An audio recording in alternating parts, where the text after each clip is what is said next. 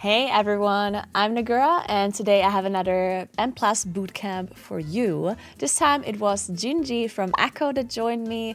We had a really long talk and I really enjoyed all of the insight that he has given me into the M Plus dungeons that I've been doing, giving me lots of tips and tricks. I am dividing this one because it's a really long one, so this first part here is going to be a little bit about how to improve as a player, to be like, if you really want to like go the next step, all of the tiny little tricks and tips that you can do to improve, how to do more damage, how to optimize everything around your character, how to optimize as a player, how to get better than Plus Dungeons in particular, what the tools are that you have available to you, and the resources that you should be looking at, all that kind of stuff. It was very insightful. I've learned a lot, so I hope you guys learn a lot too. Thank you so much, Gingi, for joining me, and I hope you enjoy.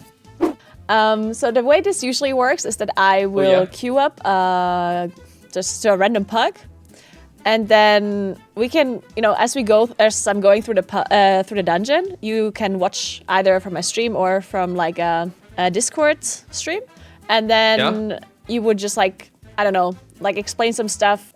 How do you like the route? What kind of route would you do? Then you can honestly talk about whatever you want. Just like high-end tips or tricks about like the dungeon itself, or maybe even like super in-depth stuff about TGP, MDI, whatever. Honestly, we can kind of chill and just do whatever we feel like talking about. Because the basic stuff that I've done already, we went through all dungeons with other people already, like Miras was here, and Teddles, and Lamike, and Krona. And we went through all dungeons already at least once, where we talked about like the more basic stuff. So now at this point, I'm at the more advanced stage where I'm gonna be talking about more high-end stuff. So you don't have to hold back. My viewers are all like at least intermediate level now. They're all at least 3.4k score. Okay, so you, what's your like average level across all dungeons right now? Okay, so I'm currently at 16s and 2 15s. Okay, well that's pretty good. That's not bad at all. You're only pugging, right? You're not playing like with a team or something? Yeah, I only pug. Yeah, but then it's super fine. Is there a certain key that people are struggling with in pugs? One that's like more, that you feel like is more advanced than others, that you feel you would benefit the most from? Like what's the number one key people are wiping to in pugs? I do think the key that I'm wiping to the most is probably Priory, Brew, and Floodgate. Yeah. Okay, interesting. I mean, Priory makes sense, and Floodgate too, because they are one of the more difficult dungeons. All right, so while I'm queuing up for a key and playing the whole LFG game, would you mind introducing yourself and basically listing your achievements to make sure that you are actually capable of being a coach for this M Plus Bootcamp here? We don't just invite anyone, we don't just listen to anyone. So we need to make sure that you're up for the task. Yeah, well, my real name is Mike. People know me as Gingi in game. I have won 10 M Plus tournaments so far, split between MDIs, which has been the speedrunning tournaments, and the TGPs as well, which is the high key tournaments. I've gotten several worlds first. I kind of lost count all the way back from Legion. But I haven't competed in the last 2 seasons of MDI, and I've lost the last 2 races, so I'm kind of washed now. So that's what we're trying to change. So we are now competing again in TGP. Well, it's called MDI now, but we started off good with our return so far. Got number 1 seed in the time trials, which is the qualifier, and we won our cup as well. So we qualified for globals. So that's kind of my achievements. Outside of that, I've gotten world's first max level, a few expansions as well. And I'm just generally a competitive guy that likes to kind of push what's possible in WoW. PvP, I haven't dwelled into that much, so maybe that's for the future. But in dungeons and raiding, I do think that I have a bit of knowledge that I can share with the rest of the people. All right, well, it sounded pretty good up until you said that you lost the recent like race and stuff. So Yeah. I think you're gonna have to make that up with another achievement. Could you tell me your highest PR on a barbell squat? 240 kilograms was my 1 rep max at my strongest. But I'm not as strong as I used to be. I've been not training at the same level I used to, but maybe we'll get back to that at some point.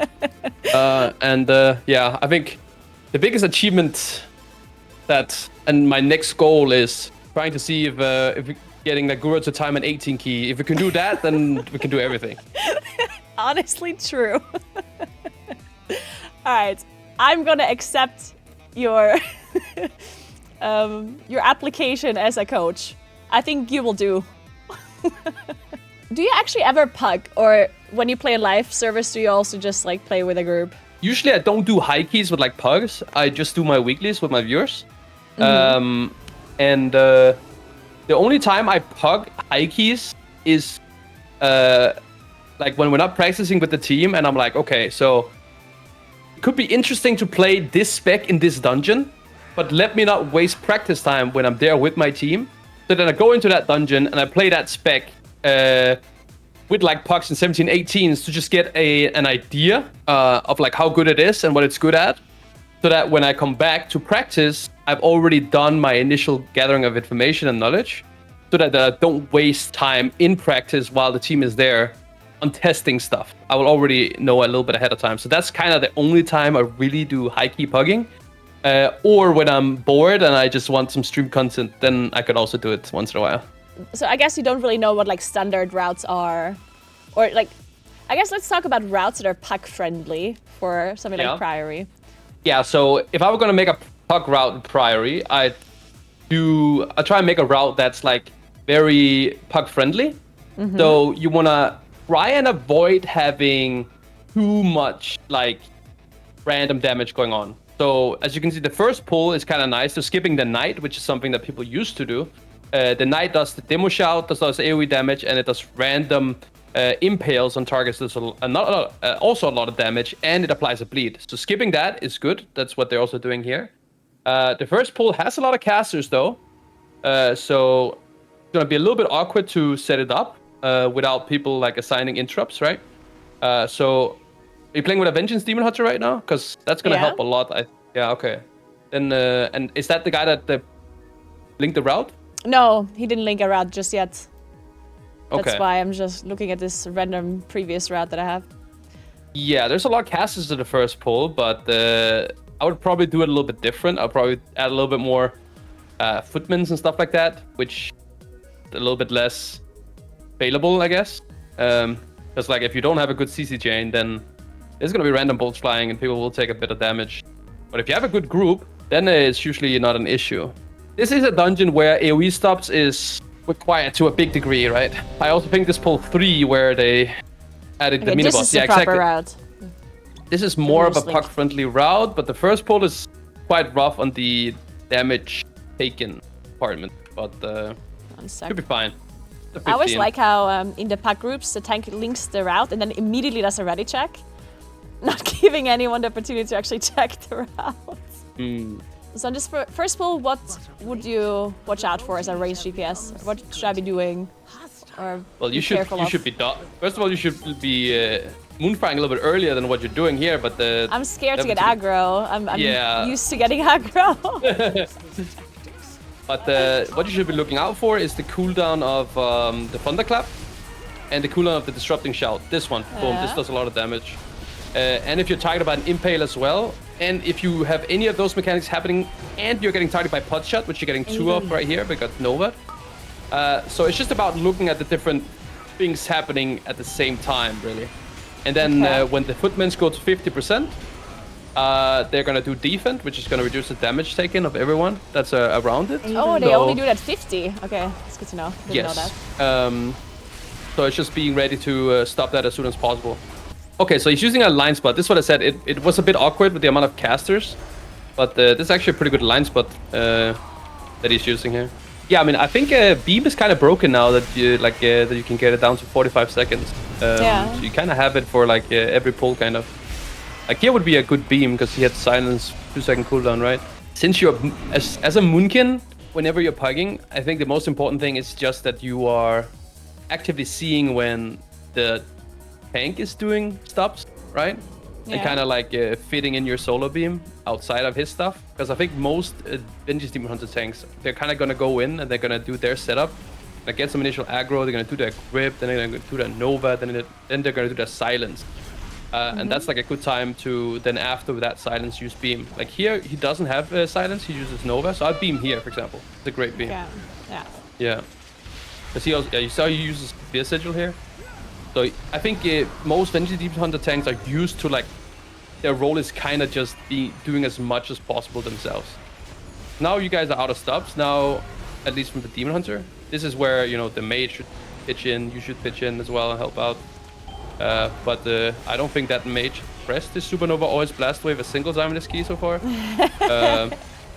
So and I think that priest yeah, just casted like a healing, whatever it's called, and I could have knocked it, but like I don't know, like I feel like I'm always hesitant to knock, but if I don't have my vortex ready. Whenever you start knocking stuff and it starts getting spread out, it's not really ideal for let's say people's damage. So I think that's not a bad idea. I think you can use the Vortex Typhoon as a stop in most cases, also towards the end of a pull when people are running out. What I like to do whenever I'm playing with people is kind of get an idea of like what you can expect from the team. Oh, okay. So looking at, for example, seeing that the mage is not using his stuffs very often, then you can expect that, okay, whenever the Demon Hunter tank is done with his stuffs, you're probably the one that should pitch in, otherwise Cass will be going off, because he's not going to be pressing much. I'm usually scared when my tank does like a chain pull, because basically my Starfalls are already running, and the tank pulls, and then I know, okay, all of this stuff is going to be aggroed on me, so I try to position myself in a way where they walk through the tank. But I'm not sure if that's good, because then they maybe don't necessarily understand that I have a lot of aggro, because it walks towards them, I don't know. I mean, so far it's been going pretty well. I don't think the route has been that difficult at all. Pretty decent pug route.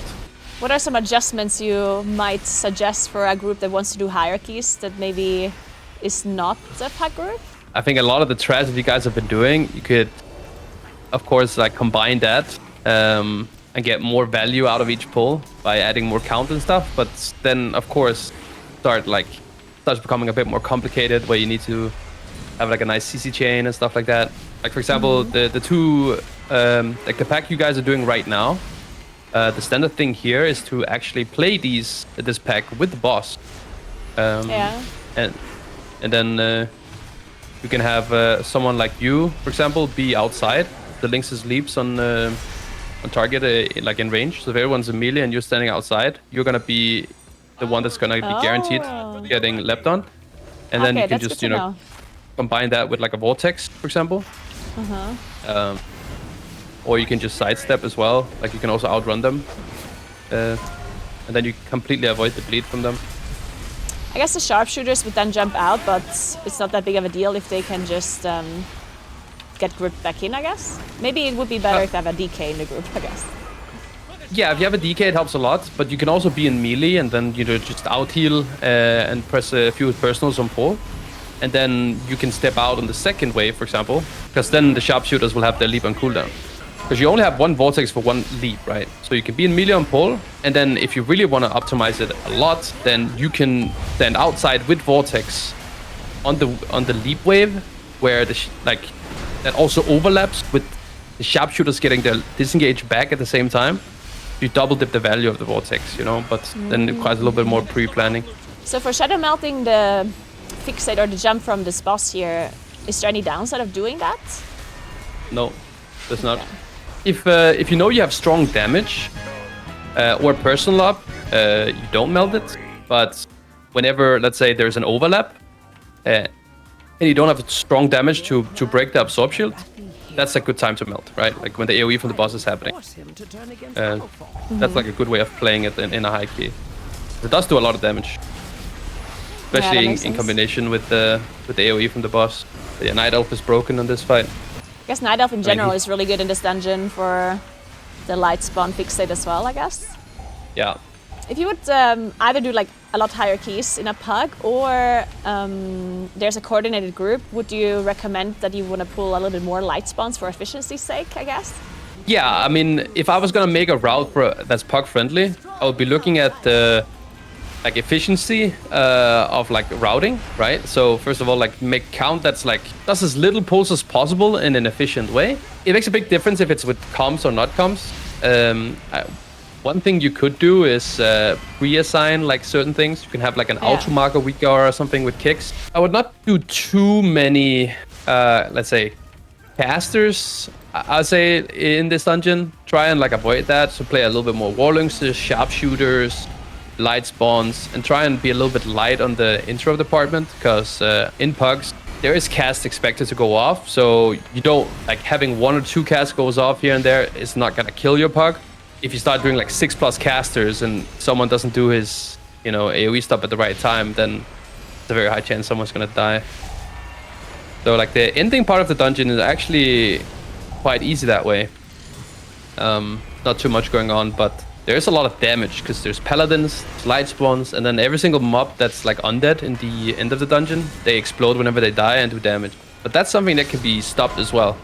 Like if you do any type of CC on them as they die, they actually don't do any damage to the group. So you could do an Incap Roar, they can be mid-air with a Typhoon, or whatever, you have a stun, and then when they die, they do no damage. That's a good thing to do. What did you guys, or what's like the most reliable thing to stop that damage from happening? I assume it's a stun. That would be the best. Chaos Nova or something? Yeah, Chaos Nova is good, right? AoE stun that lasts a decent amount of time. You can also like do a CC chain that starts, you know, with a Nova, and then you do like a few stops after that until everything's dead. So you have like a scripted one. You have the DK single target stun, asphyxiate, right? Which is 5 seconds, really easy to time. But of course, Incap Roars and Saurians and knockbacks and stuff like that is not the best things to use, right? Because obviously, while you're doing that, you're also not doing damage to finish them off. And they're also getting knocked away from the team and not in the air for very long. So those are like the last things you should be doing when you're like out of stops completely. Yeah, for this, I just realized that we don't have a DK, so I don't know if everyone else realized too, but I was like, maybe I should help Soak, like, because nobody felt responsible. Yeah, that's true. This boss becomes a lot easier with a DK in the group. You can just AMS every second one. So it looks like tank is going for 2, and the rest are just like splitting it a little bit. If I were you here, I would probably done a little bit earlier while the darkness was up, but yeah. So for the assigning that you mentioned, like, is that something you would recommend people do in packs? That you say like at the very start of the dungeon, maybe like assign 2 markers, like one is the tank interrupts mainly, and one is maybe the DK or the melee that you're playing? Because I guess it's hard to assign a marker for a Moonkin. Maybe even a mage would be hard to assign when their interrupts are a bit longer. I would assign the kick on the mage as well, because it is 20 seconds. Whenever they have 24 seconds baseline, and then when they, similar to like when you hit a target with it, it gets reduced by 4 seconds. And then you have shifting power too. And you have a longer lockout than the rest of the team. So I would assign the mage too. Is it required to like assign those things? I'm not quite sure if it is. I think going in with a little bit more YOLO is not necessarily a bad thing if you just build a route around it and not make it like too complicated. When it comes to like success of pug groups, you are a bit reliant on the tank being good. I think tanks have a massive impact on results of any pug game. You're playing with a good tank that just plays really well, does good CCs and doesn't die. I mean, then it makes a massive difference. Like the only thing you can do as a DPS player really is kind of get an idea of like how good your group is and like what's expected of you. So kind of like analyze a little bit of your teammates and what they're doing. And then, you know, like just as a Moonkin, what are you gonna do really? Like you just press your beam on each pull and then you just do as much damage as you can. That's really all you gotta do. So I guess one question that I would, because just to explain like why this whole bootcamp thing was even happening, right? Like I started playing this season, but I wasn't like super motivated because I really didn't like season 1 of M+. And then I was kind of playing, but I didn't really like try to push super high keys. I was just kind of like, you know, kind of not really paying attention, because kind of like chilling and just pugging a bit, right? And then I ended up doing, like, I guess I got up to like doing 13s and 14s, which I managed to do without having a super in-depth understanding of all of the dungeons, right? And then at some point I was like, you know what, maybe I should learn all of the dungeons properly, maybe I will enjoy them again. Because obviously when you do a dungeon and you don't know exactly what's going on, you can maybe still time it and be there, but it didn't feel very enjoyable to not know what is exactly going on, right? So I was thinking I'm gonna do this whole bootcamp thing. And then I was thinking there might be other people who are in the same boat as I am, that maybe want to start getting into high keys halfway through a season. And at that point, it's kind of hard to get into M+, when people kind of expect a lot of knowledge from you without explaining it, because they're not willing to, because they assume that you just know. How would you kind of like improve your gameplay, I guess? Oh my god, I don't have Shadow Melt. Like, what can you do as a Pug player outside of like obviously like reading mechanics and whatnot, to like increase your success chance in your Pug groups? Like, can you, as you just said, you need a good tank, right? But what if like you can't really rely on a good tank? So what is there you can do, or what is there you can add to make sure that you're as successful as possible? And what can you do yourself to improve on? Like, what would you focus on the most as a player? How good teams are in your team is obviously completely out of your power, right? Like you don't decide if you're joining a group that's a good tank or whatever. So like, what can you do? I'd say that if you're someone that's like interested in getting better at M+, I do highly recommend that you have a way to look back at your footage. Because I think most of the learning actually comes from analyzing your gameplay and not while you're actually playing it. Because you might miss a few things, right? Like, or you wiped, or you died to this thing, or like what went wrong on this pull. And going back and looking at these things, and then finding ways to like deal with them next time, I think is very important, right? And how would you do that with something like shadow play, or would you just record? Or so would you look at like workout logs or something like that? Yeah, so the easiest way, I mean, you can log as well, right? There's doesn't hurt for you to live log and have your own logs to be able to look back on. But I think the simplest solution that I have used for many years now is to set up YouTube live streaming, and then to stream privately YouTube. So all of the footage is not public, but you have VODs of all your gameplay that you can go back and look at any time. That, for me, I feel like is the best thing that I have found. Is simply just to set up YouTube live streaming and then stream privately to YouTube. Okay. That's what I recommend. So a question, like, one thing that happens to me sometimes is, let's say I'm doing a dungeon, I'm doing a Pug, and in the middle of this dungeon, in the middle of the dungeon, I feel like, oh, there's something, either like a mechanic that happened that I didn't understand, or something happened, especially when it's the start of me learning the dungeons. There's so many things that I'm unsure about, where I'm like, oh my god, are we... Kill it! Oh, the hero! I guess we're still deflating this still. Well, anyway. So one thing that happens to me, like at the start when I'm trying to learn things, there's like a lot of things that I'm unsure about. But obviously in the middle of the dungeon, I can't check. And then afterwards, even when I'm recording, I forget some of the things that I wanted to check, right? Do you have a way of like noting things down as you're doing the dungeon to remember to look it up afterwards? Or do you just have a memory of steel and you don't need that and you always remember everything that you wanted to check out? No, I do write things down, right? Like whenever there's, for example, if something went wrong in a dungeon, or like if there's certain things that I wasn't happy with in the dungeon, whether it was routing or whether it was an issue of like the pull was being set up or cooldown timings or something, I just write it down, and then I will just have like things to look at like whenever there's like a break or something. So yeah, then you write things down, and then afterwards you just check your YouTube VODs. And I guess you're always going to be logging and stuff like that too, because sometimes you see something in a VOD, but you don't actually see exactly what happened still. One question real quick, how do you stop these neophytes here from coming up? Like, where would I put my vortex here? You would put the vortex on the side where the demon hunter is not putting his fear sigil.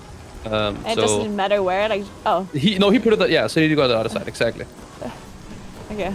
But you have 2 demon hunters and they both did it. Oh, true. And then, I mean, you can also do it at the top of the stairs. You lost way too many brain globals doing that just now. Like, you don't have to care about it too much. Like, and then this wave right here, I mean, he doesn't have a grip sigil. This is a good typhoon for you to do right now. Exactly. So that's what I mean, this was a good way of doing it. But yeah, you could have just stood there and like hit the shield, and then you could do it at like the tip of the stairs. That would have been fine. Okay. I thought there was like some secret spot where it works really well or something. Oh, no, and it also like you're playing with let's say an arcane mage as well. So like if they are vortex and slow at the top of the stairs, the arcane mage also gets resonance value, which is his funnel, and he gets a few orb procs as well on the boss, which would be able to hit the ads at the top of the stairs as well. So you help him out too. That's speaking from a mage POV, so like yeah, it would have been good to do it at the top of the stairs. I do actually also have a question about mage funnel as well, because I mean I understand that they have funnel, but so how does it work exactly? You need to have a certain amount of targets for it to actually work, right? You need 5 in total? 5 is the max. Oh, that's the maximum, but you also get value from already 2? You get you get value from each target. So the way it works is that you have a talent called Resonance that makes your barrage to 15% more damage per target, up to a maximum of 5. But that's not the only thing though. You also, whenever you have something called like Aether Attunement, which makes your missiles cleave to more targets too. And you have something called Arcane Harmony. And if you have more targets there, your missiles give you 20 stacks immediately, which also increases your barrage damage. And you get a lot of orb procs as well. Plus you have 2 charges of orb too. And orb gives you arcane charges back for each target hit. So you get max arcane charges all the time by having, say, that many targets too. So it's barrage damage, plus you rebuild your arcane charges faster, which makes you do more barrages in general. So it's not just increased damage, it's also just more barrages. So that's what the funnel is. So the whole theory behind Arcane Mage funnel is that you barrage, and then you build your charges back up, you barrage, you build your charges back up. That's kind of how they do funnel damage. Yeah, because I guess that information helps if you're not the mage player yourself, but obviously you still want to make sure that you get as much funnel as possible. And a lot of pack groups nowadays know this thing about the mages, so they are trying to pull stuff onto bosses. But I guess one thing, especially if you're a class that is not gaining anything, like Moonkin doesn't gain anything from star falling, at least not. I mean, you gain overall damage, but not damage on a boss, right? So I guess I just want to make sure that I'm not AoEing randomly. And I guess for me, I never really knew, like, is it mainly just important when the mage has the cooldowns up, and then I should kill them off to make sure we're not wiping to having the extra ads? Or, like, is it always important for the mage to have them up? But when you're saying that it also helps you build, then I guess it generally is always important to have them up as long as possible, unless it's obviously super high risk to have them up for a long time. Yeah, I think exactly like you just said it. A good way of like doing it is if you're putting trash into the boss, and it's trash that like makes the pull really difficult, right? So it's annoying mobs that make your team die over time. Then of course you should be star falling. But if it's mobs that really don't do much and they're there for the sake of funnel, then of course you shouldn't be actively AoEing. You should just be focusing on hitting the boss and doing as much boss damage as possible. Because not only will you reduce your own boss damage by AoEing, you're also going to be reducing the Arcane Mage boss damage. Yeah. And the only thing you're really doing is increasing your overall, but you're reducing, let's say, well, you're slowing your whole team down, timing the key by doing it. So it's a mentality that most people will not follow in Pugs. Because they just want to do damage and do as much overall as possible. But you are griefing your key by doing it. If, like I said, the ads don't need to die. Yeah. So, yeah. Okay, so I did get invited to a Floodgate. Unfortunately, I kind of wanted to do a Priory again because there's one thing I wanted to talk about because we were talking about routing a lot. But I guess we can talk about that after this Floodgate. But I'm just gonna like prepare the question so you can think about it a little bit. So I basically wanted to ask, since when you do TGP and MDI, you obviously have to do a lot of routing, and you have to figure out what the most efficient routes are. And I think a lot of players, a lot of people that do pucks, they don't really ever do routes. They just copy other people's routes. But I do think that it would be a very valuable thing to understand if you want to improve, right? Like, because sometimes when you form a pack group, you don't have the meta comp. Like maybe instead of the priest, you have another healer, and instead of this, you have another thing, right? And then I do feel like if you just copy paste a high key route, then usually it's maybe not the best thing to do, because these high key routes that everyone plays are usually kind of catered around like the meta comp, right? And I think it would be good for people to understand what they should be changing and how they should be approaching like route creation. And since you have so much experience in it, I was thinking if you could give a little bit of a breakdown, understand that some of it probably is like secret because I mean you don't want to just tell everyone how you do routes, but I'm sure there's like a lot of things that people can learn that have never done it before, right? How you approach it, where do you even start, like what do you do? Yeah, I mean, routing is obviously, I think it's not a bad idea to get inspiration and look at like what the top teams are doing. But I can say like from our POV, right? It's like we go in and then we start off a TTP season, and then of course you look at, okay, what are other teams doing that's doing the highest keys in live right now? And then you can use that as a template, and then I think once you play them, you start quickly figuring out what's good about the route, why they did it. You can also look at the footage from them doing the run and see how they're doing and whatnot. And I can say that from our POV, whenever we use that as a template, we very quickly figure out things that are good about the routes and really bad about the routes, or you find optimizations that are even better. And the only way you can really do that, like I said, this goes back to recording your gameplay and analyzing it, is when you are doing these runs and you're playing these routes with pugs, going in and looking at, let's say, the dungeons that you're doing, and then look at the things where things goes wrong most of the time, like what most pucks are failing at, where most of your depletes are coming from. And then if you start noticing a pattern to things that are good to play, easy to play, what you're failing at, then that's when you start making adjustments. And you're like, okay, so this mob is really difficult to play in a pug. Maybe I should remove that from the route and instead add this mob that doesn't really do much. Because there's definitely a big difference between, so when you're playing in a coordinated group, certain mobs that are really difficult to play, all of a sudden become really easy once you have like a good communication and you plan your CC chains and things like that. But then in pugs, it can be like a completely crazy mob to play. That's really hard to deal with. So I think that changes a lot depending on the people you're playing with as well, and whether or not you're playing in an organized group. So I'd say, how do you get good at making routes? Honestly, it's just by not just copy pasting it for the sake of copy pasting it and then like just doing it because they're doing it, but instead understand why they're doing it and like learning from it. And then eventually you're going to build that experience up of having your own ability to build routes in the future, right? I think that's important. You don't just like randomly click mobs here and there and like, oh, this looks good, blah, blah, blah. You're like, you look at your footage, you look at your, like, let's say the recordings, and then you start seeing, okay, so if we lost here, we're still going to have blood loss back for this boss fight, which is going to be very difficult. So lost time is going to be fine. Or, okay, we follow this route, but we're not doing 20 keys, we're doing 17 keys. So we actually don't have blood loss for this pull because we're too fast compared to them because they were playing lower level keys, right? So like you start noticing these things by actually like analyzing your own gameplay, and then you can make adjustments to your route afterwards that caters to the groups and the team and the players that you're playing with.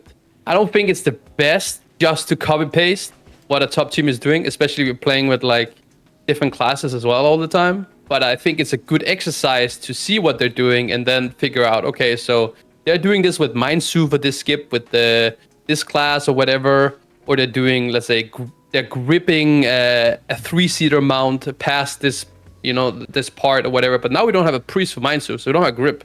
How do we deal with it? And then maybe you don't have the clash utility to deal with it. Maybe you need to invest pot or something like that. And you just need to understand. Pull something else, or don't do the skip, I guess. Exactly, yeah. Or just don't do the skip with this composition. And then you don't run into these issues where you're like, oh, fuck, this doesn't work. And you figure it out in the middle of the key, right? I mean, from my experience, I think the best way to learn is by not looking inwards and blaming everyone else for things that goes wrong. I think that's the best way of getting better at the game. I like it. That's what you do in your team as well, right? Yeah, for sure. Who's always at fault? Who is the one player? That's also why, like, okay, you just wipe the key, instantly just go over to your, let's say, recording or stream, and you're like looking at it, and you're like, okay. So I looked at this, and the reason why the totems went off is that I'm checking it here, and I can also see from logs that everyone actively swapped to the totems in the end, but it still went off. We just didn't have enough damage. And then you're looking at it, okay, so we didn't have cooldowns ready, but in the beginning of the pull, we had all CDs, bloodlust ready, and it just evaporated. So, like you said, maybe it's a good idea that the tank just either lines of sights himself at the start, because that was also being said in Dreadnought's video, right? Like the totems spawn on the aggro target. So the tank can pre-line of sight, spawn the totems, or everyone else can line of sight at the end of it. You have two options, right? And that's a good way of dealing with, with the barrels. I just need to admit something. I did not watch the Dreadnought's video. So first of all, I guess I should be watching Dreadnought's videos to improve. Okay, noted. But if you have not watched the video, then can you explain how that works with the tank line of sighting? Yeah, so the brew drops, like the barrels, the totems, whatever you want to call them, they spawn on the location of the person that has aggro on them up. So in most cases, that would be the tank. So what the teams are doing now, that you can also see, like some of the top teams, they are having the tank, instead of everyone else line of sighting, go into a line of sight spot. And then the ranges are in a spot where they're line of sight from the totems at all times, while they're not in line of sight of, while they can still hit the mobs, if that makes sense. And you can take it even further and stand in a position where you're line of sight of the totems, but you're also standing behind, let's say, a barrel, so that if you're getting targeted by the Hobgoblin's charge, the Hobgoblin charges into the barrel and stops midway, so it doesn't move away from its position. And you can just stand there fully AFK, not have a care in the world about the totems, and not care about the charge, and you can just stand there the whole pull. That's what people are doing. That's a really good way of dealing with the mobs in that dungeon. We, like, I might have to watch this Dreadnought's video. Yeah, or Dreadnought goes over, he pretty much analyzed us in the brew as well. Yeah, so here you do some initials, like dodges here, and then the most important thing to stop here is the reload. Then you never have to dodge anything. So at the end of the cast, that roar was a little bit early. There was still 3 seconds left. I'd like squeeze it a little bit, so like there's a second left. I mainly did it to interrupt the trick shot, but maybe the trick shot is not actually that important, right? They recast, yeah, they recast. But there's nothing else to beam other than that. And then I would use my vortex whenever these guys have their thingy ready as well, so that they just get pushed back in again. And then you just rotate CCs on. Now you need to dodge. One big dodge. Boom. What do you think of this pull we just did? I feel like this is, maybe it's a good pull, but I haven't really seen pucks do this very much yet. Seems like I mean, you're going Big Mama, Big Mama first. So like, some teams have the idea of going Big Mama first, and like as the first thing in the dungeon. Some of the Chinese teams are doing that, and then they're just going there and sending Bloodlust with some extra trash and pull, and then they get good value out of the Bloodlust, right? Someone like an Arcane mage, because they are target cap, will be losing quite a decent amount of damage on the robots. So you don't really want to, let's say, add too much trash all the time, because it does affect the amount of damage, let's say, the mage is doing to the Mechadrones. Boomkin is pretty good at this fight. I would just, like exactly like you're doing, just start them up, spam Starfall the whole fight, and just Starfire off of the highest HP Mechadrone. That's probably a good way of playing it. And then if cooldowns are not ready or something like that, you can swap off of the Mechadrones and hit the boss a little bit more before the shield goes up. You can also push Mama too early, if that makes sense, if the key is too low. Wait, why was I pinged? Am I standing in the wrong spot or something? these Mechadrones, the way they work is that they charge out to a target, and then they will pick another target and charge towards that one again. Yeah. So what you want to do is that you always want to be in the line of the mob charging out, and then in a line towards the boss, so it charges back in. If that makes sense. Okay. If you're standing outside, the second charge could charge outside, and then you obviously lose cleave. I'm not sure if that's why he pinged you, that you were in a shit position. Also, this is kind of ass. You are sitting in bear form, doing a damage increase. That's kind of that was sad. I felt like I had to because I was so low going in. So just do you know how to do this like thing? I don't know if they're playing them. Are they playing? Yeah, okay. Oh, they're playing it. Yeah, okay. Some people are skipping this. There's different ways of doing it. There's people that finds an exact spot where they can stand while being able to press it and it doesn't pull. And then some people are pulling the blood warper away and then melting it off afterwards while someone presses it. I guess that works too. I didn't think of that. But yeah, I do know where to press it, but I've never tried it. Like, I only tried it in like a dry run, basically. I didn't do it in a key yet because mostly it's the tank that clicks it for the pucks that I've been playing at least. Oh. I keep forgetting that I have to actually stir. At the very start when I did this the first time, I thought it's just like an automated thing. Because there's this like thing here, right? And I thought it would just like aims you here. And it took me quite a while to figure out that I'm the one aiming. But the dungeon so far has been going pretty well, actually. Yeah? Only thing here is that I'd probably like pre-move whenever the blades are coming. Yeah, that makes sense. A bit too much damage there. And then look at this. If someone gets double targeted by this surveyor, that is like that's a pretty dangerous combo. Oh shit. It's pointing. Wait, why did he not charge all the way? I mean that was because you were too close to him. Oh, I didn't know that. I thought he just charges all the way until he hits a wall. No. So he just charges through the player, but like a certain distance further, and that's it? Yeah. Oh. That's how it works. Okay, I literally had no clue. So here the kelps, I mean, they also have AI. So it's just about AoE stopping these. So the whole team doesn't take too much damage. And then, yeah, I mean, they also do a heal ability. Beam here, I do. Like right now, beam. Yeah, this was perfect. Now they have long cooldown on the cast as well. I think the Demon has a silence rune that... Yeah. I don't think you're tracking as nameplate still, are you? No, I forgot. I can beam it now. This is one of those things, like, this is the... You write it down and then you're like, oh, after the true, I need to add silence sigil. Yeah, this is one of those write down moments that I forgot again. You can also knock this. This is not a bad pull to knock when people aren't doing stops on the kelp, like here. Yeah. There you just stop the triple. He also used Chaos Nova, but like... So this was a good knock. Yeah, I mean, this should be pretty easy. There's just one diver casting every 15 seconds. Yeah. This should not be a problem. I'm struggling though. Watch the mine on the boss, hard to see. Oh god. Oh no. Okay, that's Yeah. Did we have enough time to do this, by the way? Even if this didn't happen? I think you guys would have been fine on the timer. I don't think this would have been an issue. It was looking like it was gonna be fine. Can you check the tank's deathlock? Yeah. Such claws. Oh yeah, I guess that's just like a not super mitigated. I mean, this kind of does happen a bit. I think it's not a bad thing that tanks are like trying out things that the top teams are doing, but sometimes they have a tendency to go overboard a little bit. They're like, oh shit, I saw, let's say, some of the top teams do this in a key. I'm gonna try this as well, and then they don't really expect the amount of damage because Swamp Phase does clap the tank a bit as well, as you can see. Yeah, how much damage it did to the tank, and then if you have that in combination with some extra trash, I mean, it's not easy. And that's one thing, like playing around the Arcane Mage definitely adds some pressure to the tank, because in high keys, you might have a tank that like might have a boss that does a lot of damage to the tank already. And then you add trash on top of that to make, the Arcane Mage gain a lot of damage. You do need a good experienced tank in order to be able to like, play with it. Yeah, for sure. Yeah.